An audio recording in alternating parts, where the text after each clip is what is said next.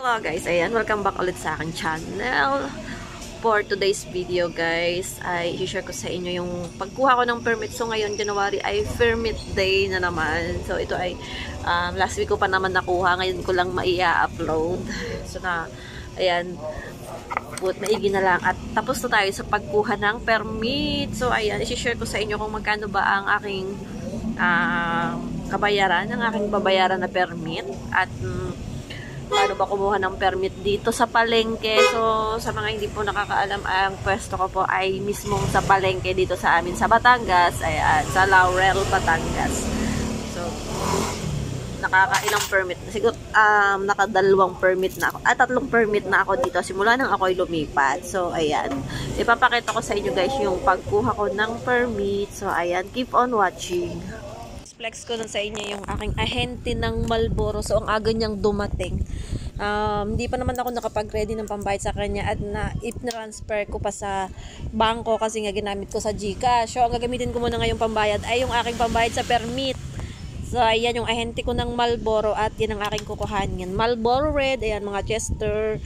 So, ayan. At yun ko nga guys, pupunta na tayo sa pagkuha ng permit at dala-dala ko na yung requirements. Kaya lang, wala tayong cash. So, kailangan muna natin na mag-withdraw. So, maigi na lang at malapit din ang yung withdrawhan ng video cash agad dito sa isang malaking grocery dito. So, ito yung munisipyo. Dito ako dadaan. So, napakalapit lang guys. So, yung pagkuha ng permit sa akin ay mabilis lang kasi nga malapit lang naman ito sa aking tindahan. As in, lalakarin ko lang. So, napakadali lang. Hindi kagaya dati sa Cavite na napakalayo pa ng binabiyahe ko bago ako makakuha ng permit. So, yan yung aming munisipyo. Dadaan ako dyan. Tapos, ayan, mag-withdraw muna tayo. Kasi nga, wala na tayong pambayad sa permit. Kailangan, medyo malaki-laki to. Kasi nga, pag nasa palengke ka, ay talagang medyo malaki ang permit. So, maglalaan na tayo ng pera para ready na tayo, guys. So, yung ating sanang pambayad sa Marlboro ay yun na lang ibabayad natin sa ating permit. Sa akin lang pala. Kasi nga, yung aking nakalaan dito ay yun, yung grocery guys, na pupuntahan natin. Malapit na tayo. So, lapit lahat. Napakalapit talaga lahat sa akin dito. So, hindi na ako nahihirapan. Malapit ang withdrawhan ng pera, ganyan. Malapit din ang munisipyo. So, talagang napakalapit lang lahat. Napakadali lang para sa dito sa akin, sa palengke, yung mga bagay-bagay na ganyan. So, ayan na guys, tapos na tayong mag-withdraw. Hindi na ako nakapag-video. So, papunta na tayo doon sa sa permitan.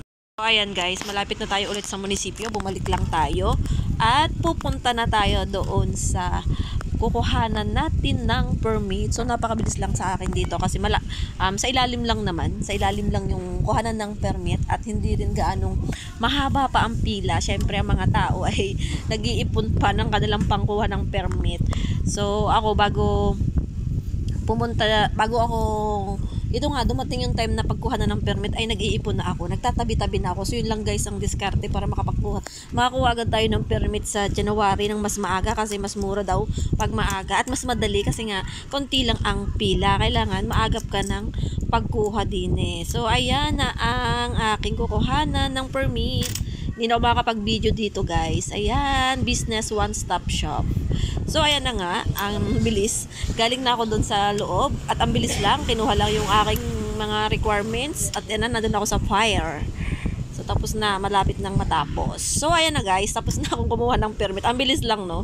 So, hindi mahigpit dito ang pagkuha ng permit guys. Basta may pera ka, mabilis lang. Hindi ka na pahihirapan pa. Hindi na sila nagtititingin pa sa mga pwesto-pwesto. Lalo na pag mag-renew ka na lang. So, napakabilis lang ng permit. So, basta may pera ka, saglit na saglit lang. At saka nakakatuwa din kasi kamag-anak ko din naman yung nakapwesto dun sa munisipyong isa, yung taga-compute. So, napakabilis lang din. Nakapagtanong agad ako sa kanya agad ng mga kailangan. No, hindi na talaga ako nahirapan ng pagkuha ng permit dito. Napakadali lang. So, ayan guys. Pagdating ko dyan sa tindahan, ay may mga deliveries kaming mga chichirya. So, ang gawa ko ay ang gawa ng kasama ko ay binutasan niya at ako naman itong nagtutuhog. So, napakabenta ng chichirya dito guys. So, mas maganda pang ibenta ang chichirya kasi malaki ang tubo. As in, mabilis lang din ang ikot niya. So, yun na yung aking ngayon. Marami na akong ini-stock na chichirya. So, dati, konti-konti lang ako. Eh, ngayon, mas maganda kasing tingnan pag marami. So, pag marami silang pagpipilian, o di mas marami silang makukuhang chichirya. So, ayun guys. Walang tigil tayo. Pagkakuha natin ng permit, ayan, kailangan nating magbawi, kailangan nating bumenta kasi nga, ay nga pala guys, isi-share ko nga pala sa inyo kung magkano yung aking naging permit. So, ang aking pag-renew naman ng permit ay 11,860. Kaya lang, umabot din siya guys ng mga 13 plus kasi nga, nag-renew din ako ng fire distinguisher, ni-renew ko din yung parang nagpa-refill kahit hindi naman nagagamit. So, kailangan yun talagang i-refill mo. So, bukod pa yung renew sa fire, bukod pa yung refill, bukod pa yung renew. So, may bayad din yon. Kaya, naging umabot din ng 13K. So, kumuha din tayo ng sedula at saka mga xerox. Yun parang kinumpute kong lahat ay umabot talaga siya ng 13K. Pero ang renewal talaga ay 11,800 ganon. Alam nyo guys, napakamahal dito ng basura. Kasi palabhasan na sa palengke kami. Ang garbage namin dito ay 3,000. So yun yung pinakamalaki din na mabigat din na bayarin. So kailangan, kasi nga sa palengke, yun, binabayaran talaga yung pumipick up ng basura.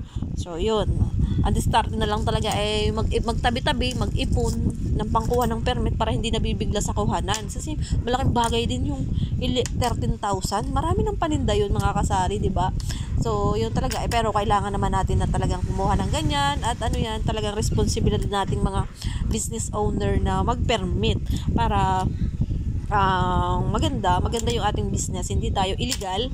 So, kumuha tayo ng permit at ang sarap din sa pakiramdam na meron tayong permit sa ating tindahan, syempre.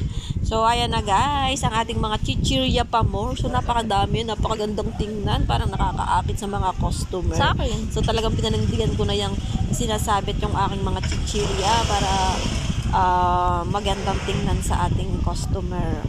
So, ayan mga kasari. May ginalang at nakapag-deliver na agad ang aking ahente ng mga chichirya. So, may naisabit tayo. So, ang chichirya naman talaga ay fast moving. Tapos, maganda rin ang tubuan. So, ngayon ay maayos na ang aking pagbebenta ng chichirya kasi nakasabit na. Hindi kagaya dati na kinakain ng taga binubutas. So, ngayon, ayos na. Tsaga-tsaga na lang talaga na magbutas-butas at magtarentas diyan. So, ayan. Ang dami na niya. Marami nang mabibili ang aking mga customers. So, yan na lang mga kasari ang i-share ko sa inyo. Sana po ay nagustuhan nyo yung aking video. Ayan, salamat po sa inyong panonood. At see you on next vlog. So, ayan, bye-bye!